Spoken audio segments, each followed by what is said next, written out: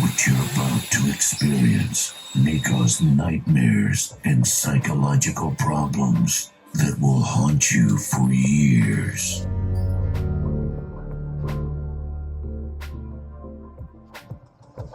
Thursday, October the 2nd, and good news today, we got our MakerPipe order in, which means we can connect up some more of these modular EMT conduit wall sections. I'll talk about those a little bit more later. But I also have the pieces to hook up my kicking dead body prop. So I've got this cheap kind of stuffed mannequin thing mounted to a piece of plywood hinged in two places. And I want to mount this double acting air piston here. So when the piston's all the way extended, the legs will be straight. And then as the piston retracts, it will pull it in and the legs will be bent. So, there, that's the idea, right? This piston's gonna move back and forth and make the legs kick. So now's probably a good time to talk about air system. So I have a compressor in the shed on the other side of that wall. And so that runs, it's a big stand-up guy. And there's where my air drops down into the garage. But that's a main line, that's a 3/8 inch, like you use for power tools or anything else. So I need to get that down to something I can use in the haunt. So I've decided I'm going to use this polyethylene air hose and these push to connect fittings. And you just slide it in there and push the ring to pull it back out. Super easy peasy. Easy to set up, easy to repair, easy to troubleshoot. I'm going to like that a lot. So I'm going to run the main air line into this manifold. And this manifold has all the subs for the different lines. So things that need a lot of air, like the air cannon, need to get a line off of this main feed. But things that don't use as much air, which I'm hoping this kicking prop guy doesn't use that much air, they can go off a smaller line. So this will run feeder lines. So another manifold here, I need to put these smaller connectors in. And then I've got all the push connect fittings for eyes and elbows and all sorts of stuff in both sizes. So that should make life pretty easy. And these pistons have, of course, these threaded holes. So all I need to make this ready to rock and roll is these things here in my hand. So, and they're even pre-Teflon. So I'm just going to screw them in there just like that, pop them onto some air and see if they work. Update from the future. Sadly, the two connectors I had aren't the right ones. I need to order different ones. So I pivoted over to testing the Fright Props door wall pounder that I bought. I would normally try to make something like this for myself, but I just wanted to see, like, okay, how would someone who knew what they were doing do? And so they've mounted like the solenoid to this piece of plywood with the regulator and the lines, and everything's color coded, and that's fine, and it works great. Except when I hooked the air up to it, I forgot to check my regulator, and I blew out the input side connector here. So this thing is leaking like a sieve now. So the hose won't come out. I'm gonna have to remove the connector, order and find a new one, order it, wait for it to come in, and then connect this back up. And I gotta order those other connectors anyway for that side. So I might just see if there's any other connectors I need.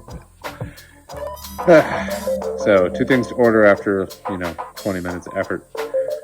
Some nights are like that. So let's talk about walls. I used to, so back in the day, right, we did this haunted house. And we did it basically all out of lumber. And lumber was easy to work with and fairly cheap, and we knew how to do it.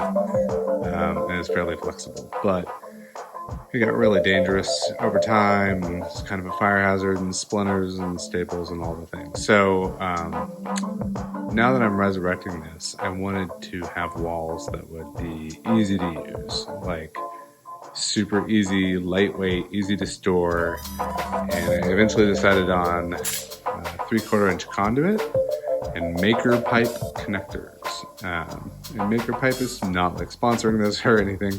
I did ask them for a discount, but they said they politely declined unless I spent more money, which is understandable.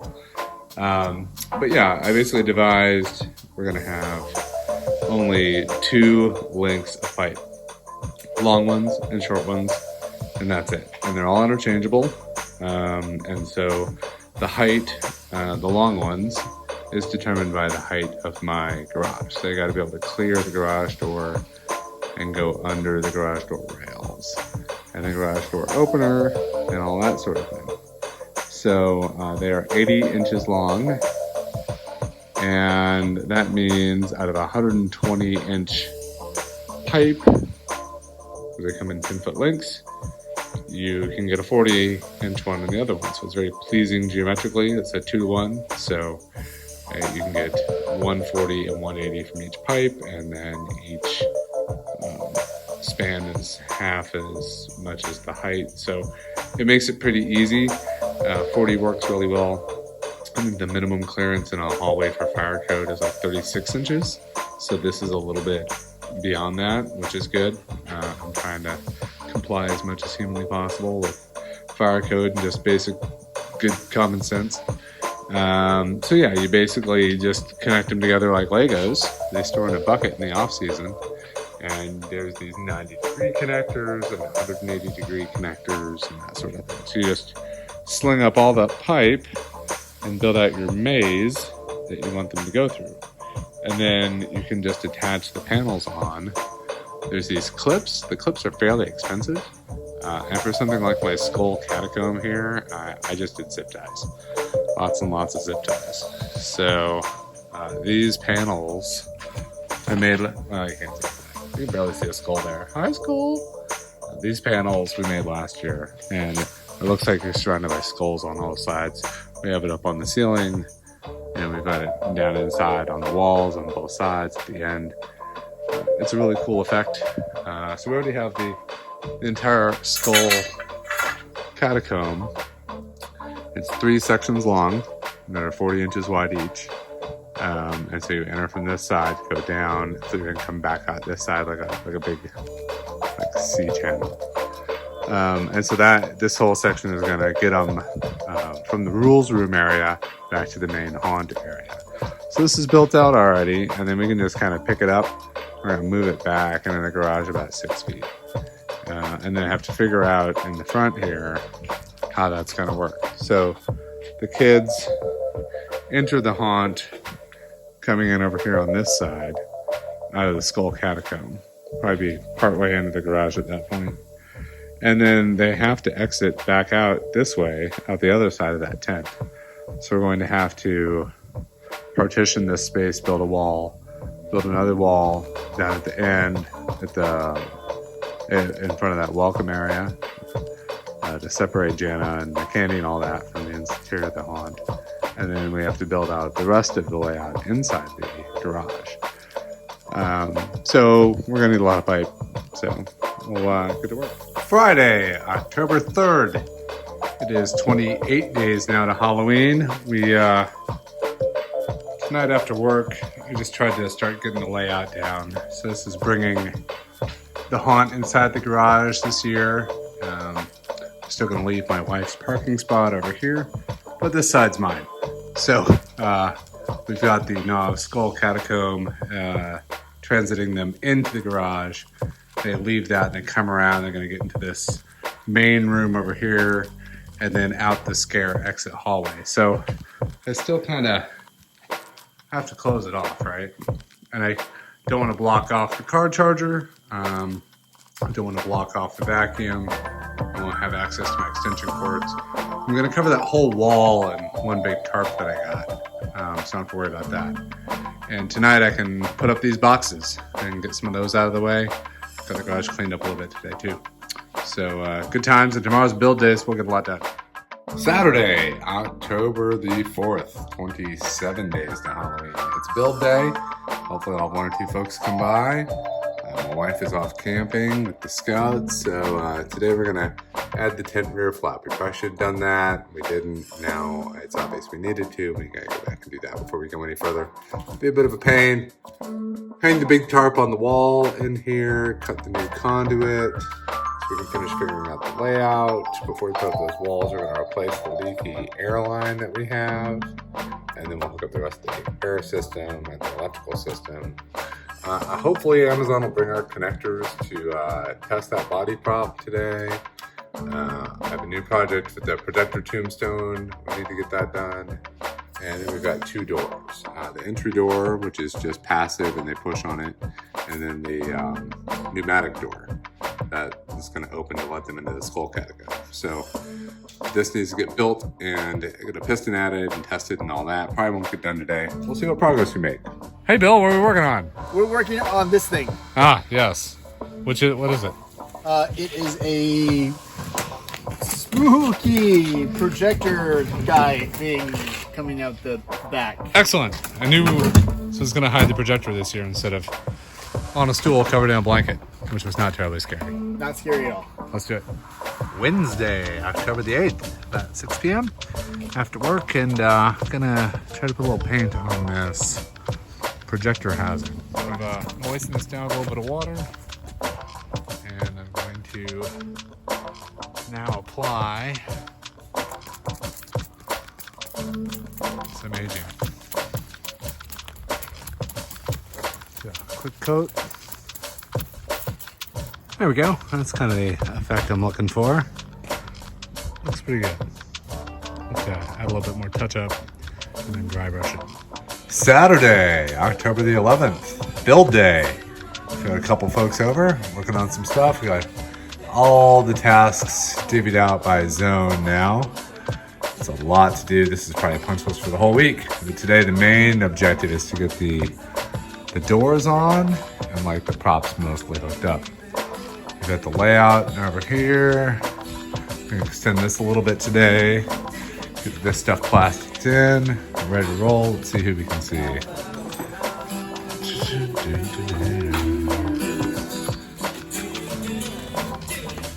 All right. Say hi, Homer.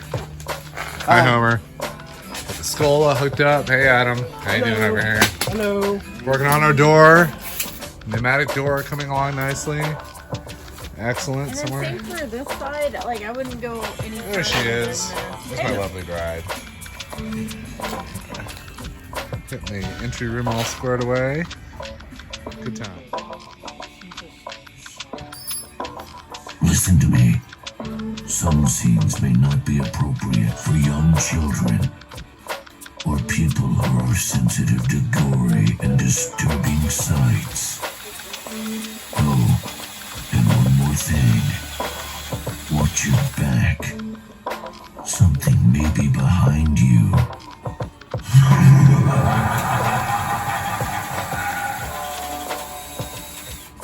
Monday, October the 13th, 18 days to Halloween.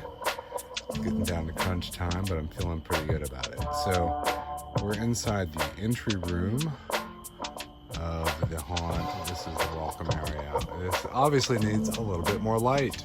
But this is where my lovely bride will sit and organize them in the groups of 2 to 4 and tee them up to go in. And then we have a red beacon light up above there that spins around and turns on when it's time for the next group to go in. And they push through this door made out of pallets. We're carrying plastic on the back so you can't quite spy on it. So that takes them into our rules room. Rules room is pretty cool. So here's a view from the other side. There's the door they just came in.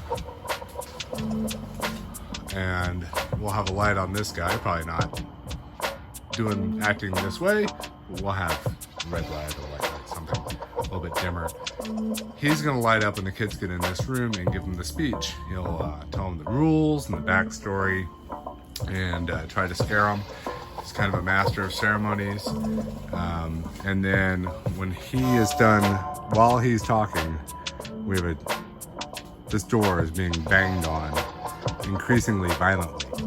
And the skeleton's just kind of telling you, don't worry about it, don't answer the door. I wouldn't open that if I were you, that kind of thing. And then at the end, I think I'm gonna have him, say like, hope you're not afraid of the dark, boo, and then like shut off all the lights in here and make it pitch black. And then have this door open itself. It's on an air piston. So the door is on this piston. We can actuate in either direction. So when he finishes his speech and turns off the lights, this door, which has had some horrible monster behind it banging on it the whole time, suddenly springs open and leads the guest through the skull-lined catacomb with 2 very slow strobes going. And so they march down that skull catacomb hallway, and that gets them into the garage where we go do the rest of it. So let's go through this catacomb. This is the one with all the milk jug skulls. You can see there's some strobe coming on. You can see some of these skulls sticking out of the wall. And on the ceiling and everything else too. Nice bright strobe there. Anyway, they come out of this hallway. And we'll have a surprise for them over here. Probably like this electrical junction thing that makes up noises at them, startles them. And we're probably gonna hang some wires down through the ceiling, because we teed it up earlier about talking about electrical experiments. We had the danger of high voltage. Now we've got actual threat of electrocution and a small scare here. And then they're gonna come back and into the laboratory. Now this guy, obviously he'll be inside the body bag, look a whole lot scarier, and he's gonna have 2 buddies. And we're gonna, I think we're gonna extend this out another section to go all the way back to the wall. It ends a little bit short right now, so we'll move all the junk and then extend it out a little bit and have a bigger lab. And so they're gonna come around here, and he's also piston actuated. So as he kicks his heels up and down, it rocks him with the hips and the whole thing shakes and shimmies. And we'll have him close enough to the other 2 dummies so that it bangs them around too. And yeah, so as our guests come around, trying to kind of make their way around these these body bags, they're gonna start thrashing around, and we'll have some fun little bits and bobs, like a lab experiment workbench over here is what I'm planning, with like a Jacob's ladder and one of those plasma spheres and a bunch of copper wire and a bunch of skulls and like some jumper cables and stuff. So, you know, that kind of teased that up. And then the idea is that, you know, this guy was managing to reanimate dead bodies and bones. And he also lost his pet snakes. Looks like I need to fix one of my candles. I need to glue that guy back up. But our lighting plan for a lot of the haunt, some more of those candles we made, being held in these monster hands that are attached to our conduit. So it's all conduit, which is fabulous. Which also feeds into the whole electrical motif.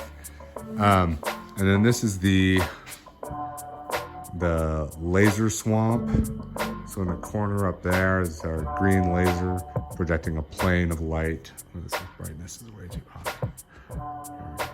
Projecting a plane of light cutting through the haze. And so you'll have a swamp you won't be able to see through about belly button height. And we were talking about all the lost snakes. We have snakes hanging all over the place. So there'll be snakes on the ceiling. And then down here we have air hoses hooked up to latex tubing.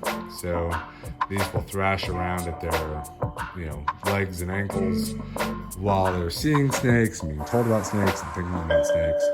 And they can't see anything that's happening to them down below.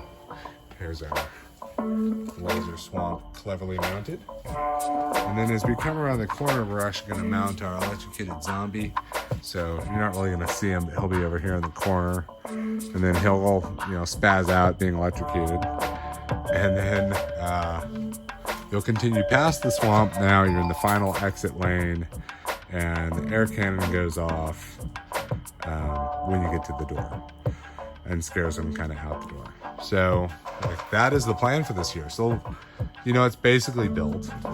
Most of the props are placed. You just need to be plugged in. We have to do some of the computer control programming stuff. But I'm in a pretty good spot. I feel good about where we're at this year. One of the things I want to build for the workbench is right over here. So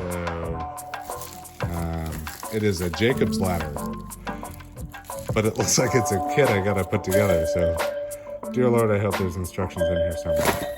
Anyway, that's what's up. 18 days out from Halloween. Wednesday, October 15, 16 days to Halloween. This is my Jacob's ladder, which I'm about to plug in for the first time. I'm not sure this is the best idea to put in the haunt, unless I can do it safely, but I want to check it out. So let's plug it in for the first time here. See what happens. So I have the arc. It's working.